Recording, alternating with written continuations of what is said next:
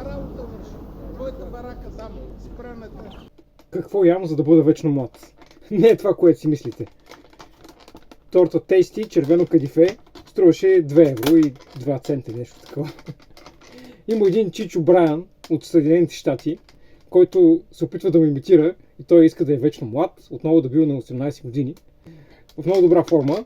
Обаче Чичо Брайан се храни само с карфиол, броколи, по едно време и леща, не знам си какви гъби шитаки, някакъв си зехтин, който той продава за 100 евро за 100 грама, да речем. Плюс 100 хапчета на ден, тестостерон, не знам си какво, за да е във формата, в която се намира.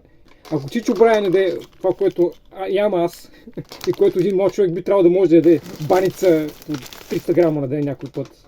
Чичо Брайан тогава ще е 100 кила, поне или 120, и защо няма да бъде млад